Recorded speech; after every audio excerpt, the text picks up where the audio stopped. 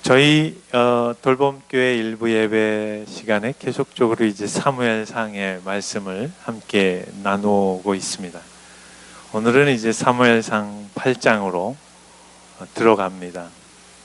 지난주를 잠시 생각해 보면 이제 감추어졌던 사무엘 선지자가 이스라엘 백성들 앞에 나타나시죠. 그래서 이스라엘 백성들을 미스바로 다 불러 모으셔서 이스라엘 백성들이 하나님의 택한 백성인 것을 망각하고 본인들의 소견과 그리고 주장대로 살았던 부분들에 대하여 하나님의 특별한 은혜의 범위 안에서 회개를 하게 됩니다. 그래서 본인들이 섬기던 바알과 아스타롯이라는 그 우상들을 다 쓸어내리고 그리고 하나님 앞에 죄를 뒤집어 쓰면서 회개하고 다시 한번 다짐하는 시간을 갖습니다. 주님 뜻 가운데에서 우리가 살겠습니다. 그리고 나서 8장으로 들어옵니다. 이 성경을 읽으실 때, 특히 구약을 읽으실 때에는 이 한 장 차이가 하루 이틀의 차이가 아니라는 것을 좀 염두에 두셔야 됩니다. 사무엘상 7장의 내용과 오늘 말씀인 8장의 내용은 오랜 시간이 지난 후에 내용으로 전개되고 있습니다. 어느덧 사무엘 선지자가 노년에 이르게 된 것입니다. 이제 나이가 드셨습니다. 이스라엘 백성들이 사무엘 선지자의 연로해짐에 대하여 심기가 불편해지기 시작했습니다. 다른 뜻은 아닐 것입니다. 이제 아무래도 연세가 있으시니까 분별과 판단과 그리고 영적 지도력과 그리고 이스라엘 백성들에게 좀 더 합당한 섬김의 모습들의 한계점을 작은 부분이겠지만 보아지게 된 것입니다. 그래서 이스라엘 백성들이 노골적으로 사무엘 선지자에게 은퇴를 요청합니다. 배은망덕한 모습이죠. 물론 이제 그 사무엘 선지자의 자녀들에 대한 실수와 오점이 한몫도 했습니다. 사무엘 선지자는 이스라엘 민족의 역사 가운데에서 가장 그래도 공평과 정의와 주님의 뜻을 온전히 드러내고 담아냈던 선지자였음에도 불구하고 자식 농사에는 그렇게 어깨에 힘을 줄 만큼 자녀들에 대하여는 좋은 결과와 평가가 성경에서는 허락되지 않습니다. 사무엘 선지자의 두 아들들이 너무 가난에 치인 나머지 물질적인 일부분의 욕심을 내었던 것이 성경의 말씀으로 증언되고 있습니다. 이스라엘 백성들은 사무엘 선지자의 자녀들 두 아들들에 대한 실수와 그리고 선지자의 노년의 삶에 대하여 이제 선지자께서는 그 역할 다 하셨으니 물러나 주시고 우리는 이제는 우리 이웃 나라들처럼 세상의 왕을 세워주셨으면 좋겠습니다. 그것을 요구합니다. 여러분 잘 아시겠지만 우리는 아닙니다. 그건 분명히 해야 됩니다. 오늘 은혜의 시대 안에 사는 우리는 이스라엘의 백성과는 조금 다릅니다. 이스라엘 백성들은 하나님께서 아브라함을 선택하셔서 열방의 축복으로 삼으시겠다고 특별히 선택하여 부르시어서 온 인류를 향하여 하나님이 어떤 분이시고 하나님의 통치 원리가 어떤 모습이며 하나님의 성품을 담은 이스라엘 백성들이 어떻게 하나님을 증거해야 하는가가 이스라엘 민족의 부르심과 그리고 그 소명의 책임의 삶의 내용이었습니다. 이스라엘 백성들은 하나님의 통치와 섭리와 손길과 간섭을 벗어나서는 결코 있을 수 없는 존재였습니다. 그렇게 이해하시면 이스라엘 민족을 바로 이해할 수 있는 것입니다. 다시 말씀드리면 이스라엘 백성들은 하나님의 통치, 그분의 섭리, 그분의 손길, 그리고 간섭과 인도하심을 벗어났다가는 이스라엘의 정체성은 그 순간 사라지게 되는 것이고, 이스라엘 민족의 소명적 책임은 이미 상실되어져 버리는 그런 특별한 관계였습니다. 그것을 일컬어 신정 통치의 범위 안에 있다, 이렇게 말씀하는 것입니다. 하나님이 직접 다스리시고 이스라엘 백성들은 하나님의 자녀들이 되는 것입니다. 아주 직접적인 관계인 것이죠. 그러한 이스라엘 민족들이 8장에 들어서서 왕을 세워달라고 합니다. 한번 여러분 생각해 보십시오. 있을 수 없는 일을 이스라엘 백성들이 그렇게 외치고 있는 것입니다. 이제 다 귀찮습니다. 다 피곤합니다. 우리는 우리가 원하는 삶의 방식대로 살도록 허락해 주십시오. 하나님과 사무엘 선지자는 마음이 몹시 아팠습니다. 받아들이기도 어려웠습니다. 사무엘 선지자는 그 노년의 부르심 앞에서 하나님께 이스라엘 백성들의 아우성에 대하여 아뢰입니다.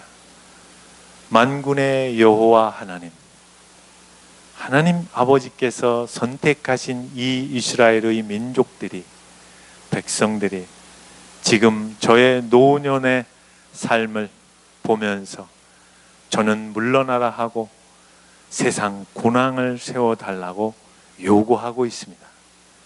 어떻게 해야 할까요? 하나님께서는 그렇게 해주라고 받아들이십니다. 놀랍지 않습니까? 어떻게 하나님께서 그 이스라엘 백성들의 요청을 수용하실 수 있을까요? 애굽의 노예 생활 가운데서 건져내셔서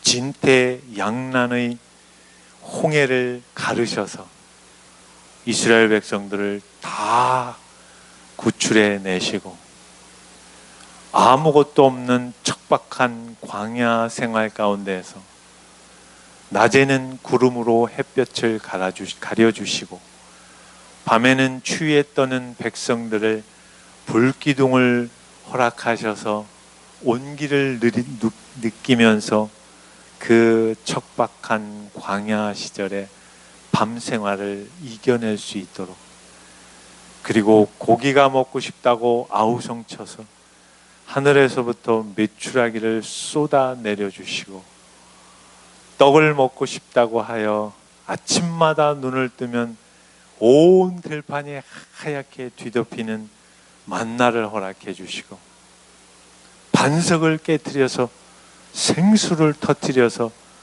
목마름을 단 한순간에 해결시켜 주시고, 어떤 어려움과 외적인 그 고난의 환경 가운데서도 하나님은 신실하시게 아버지의 모습으로 어린 자녀들을 돌보듯이 그렇게 이스라엘 백성들을 인도해 오셨건만, 이스라엘 백성들은 지난 시절에 베풀어 주시는 애는 다 까먹은 채 이제는 우리가 살고 싶은 방식대로 살려니 저희를 내버려 두십시오.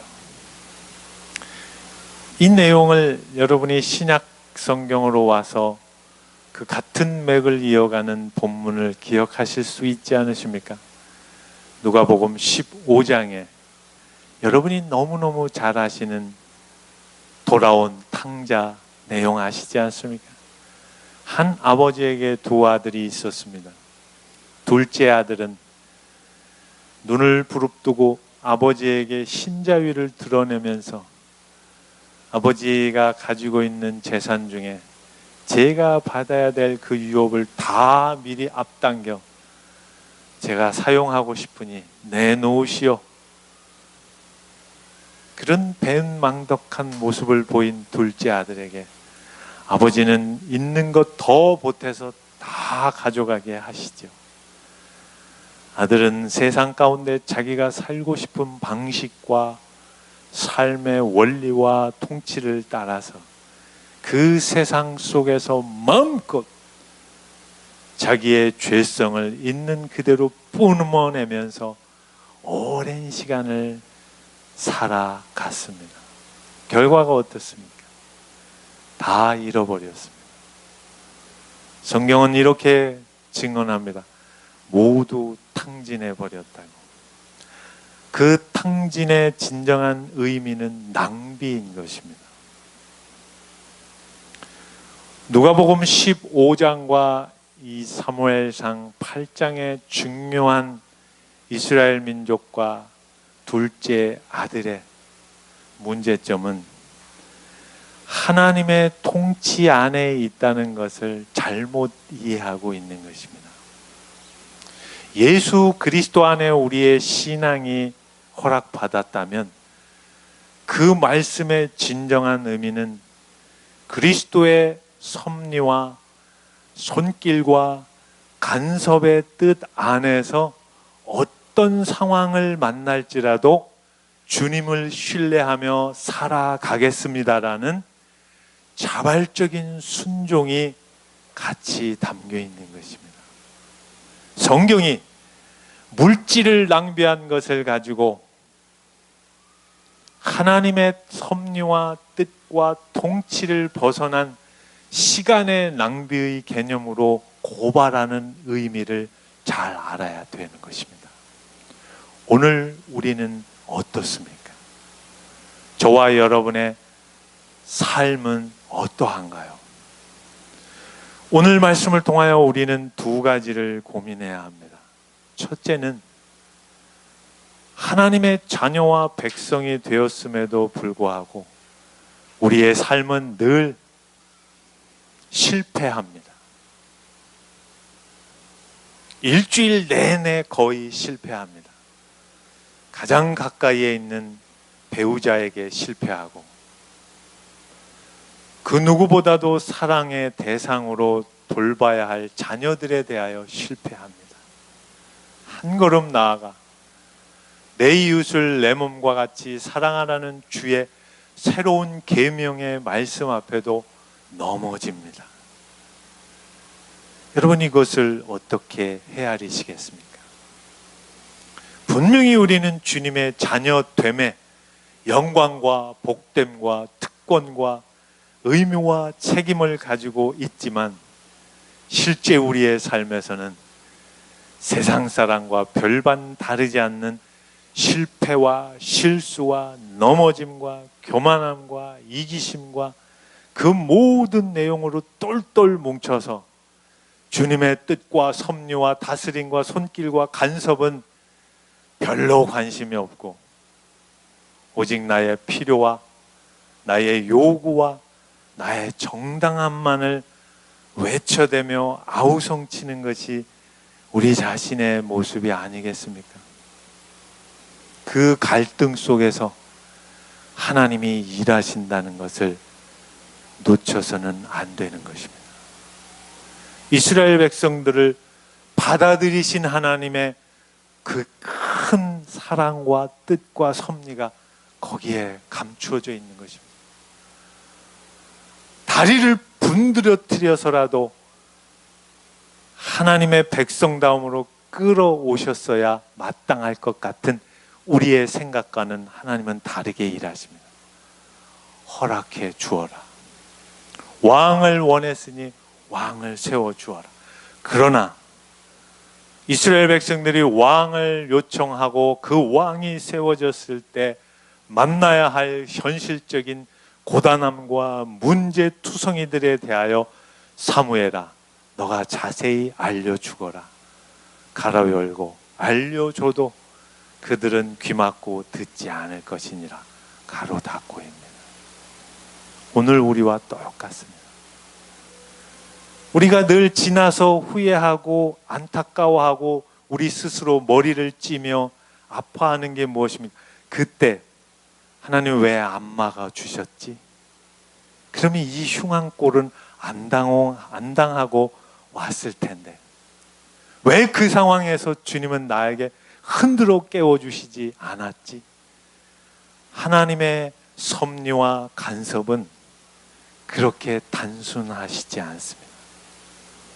우리 스스로 그 실패의 자리를 반복적으로 싸고 뭉개고 또 입으로 가져가는 그 어리석음을 평생의 삶의 여정에서 반복 또 반복시키셔서 그 과정 속에서 하나님의 사랑과 그분의 인내하심과 그분의 오래 참으심과 그분의 자비와 긍휼하심이 우리 각자의 인생 가운데 어떻게 역사하고 일하시며 우리를 키워가시고 세워가시는지를 하나님은 지금도 그분의 열심을 멈추시지 않고 우리를 그 구원의 완성의 자리까지 끌고 가고 계신다는 것입니다.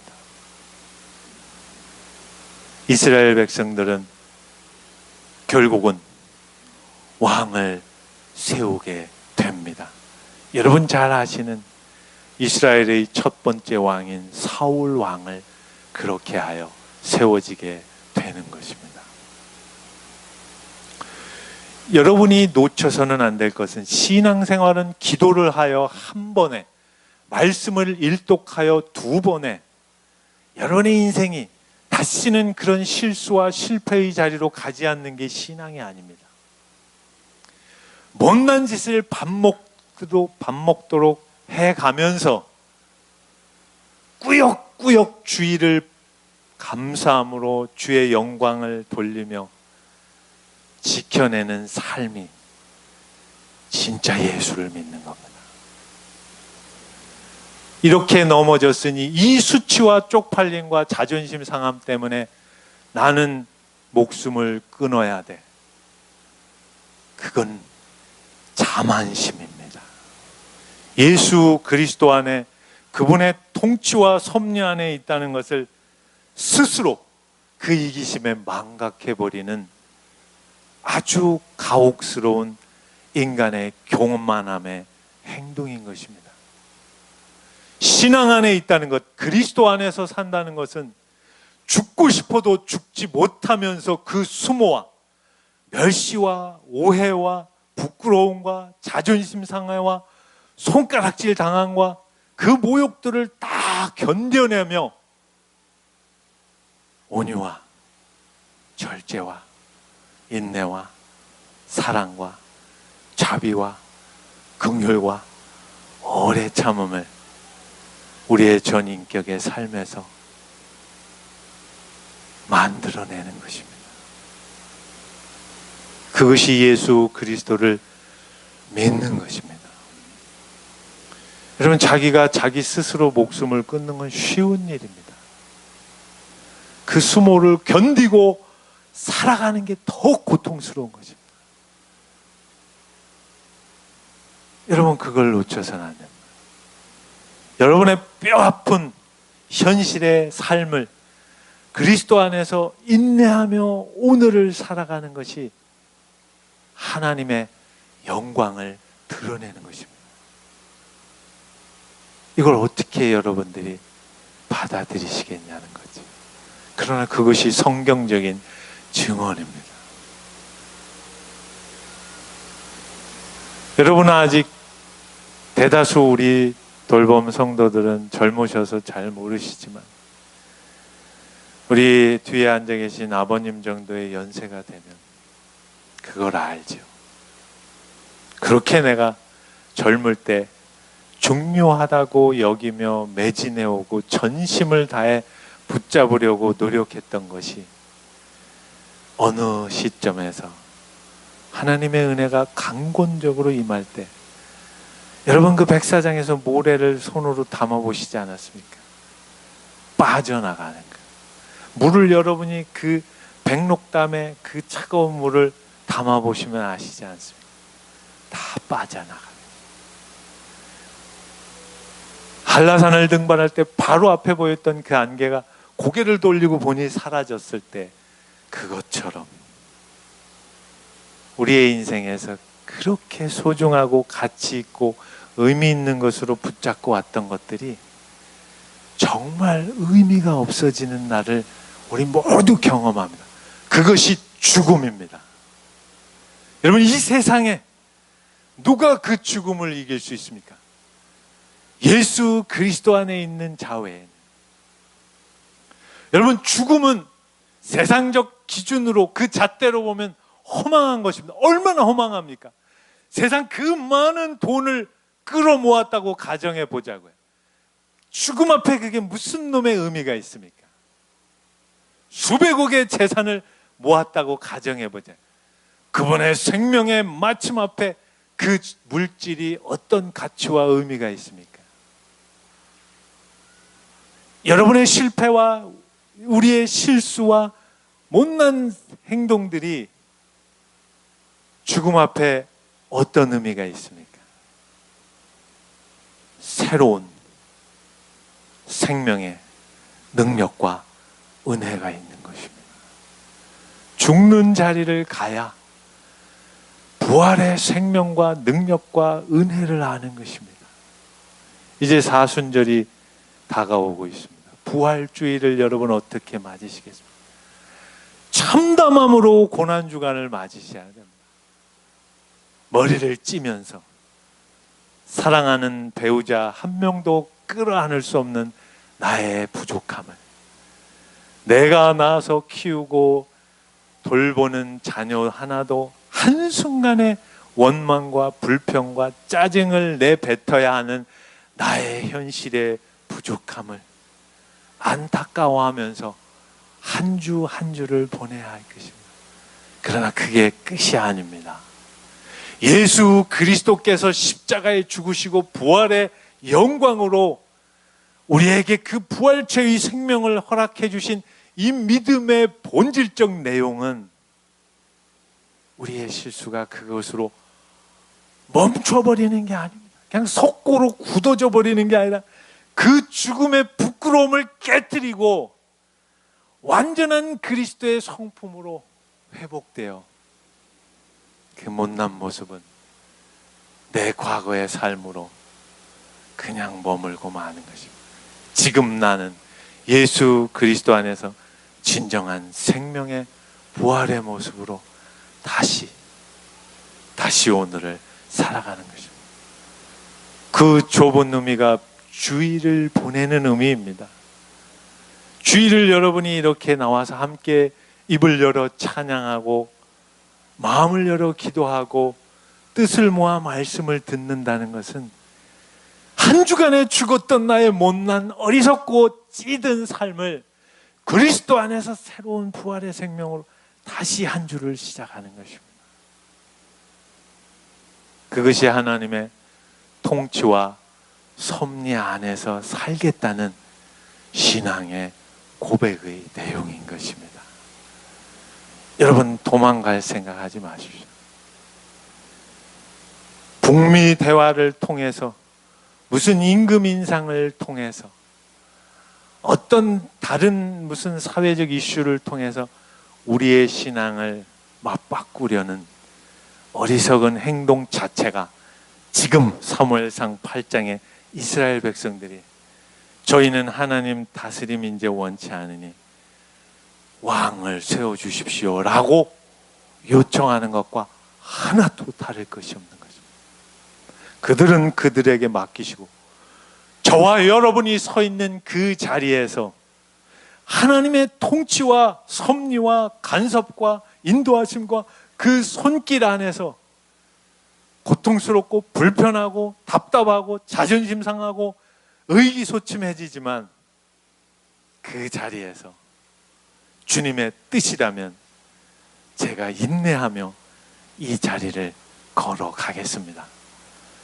오직 주 안에서 진정한 승리와 영광이 있을 것을 확신합니다. 아멘. 이러고 사는 것입니다. 우리 앞서 찬양 드리지 않았습니까? 십자가를 끝까지 사랑하겠다는 고백이 무엇입니까? 십자가를 기뻐하겠다는 것이 무엇입니까? 제가 말씀드린 그 내용을 버티며 오늘의 부끄러움을 침을 삼키며 살아간다는 그런 믿음의 고백인 것입니다. 예수를 믿는 것이 그런 것입니다. 그리스도 안에서 우리가 살아간다는 것이 그런 것입니다. 여러분의 삶이 얼마나 남았습니까?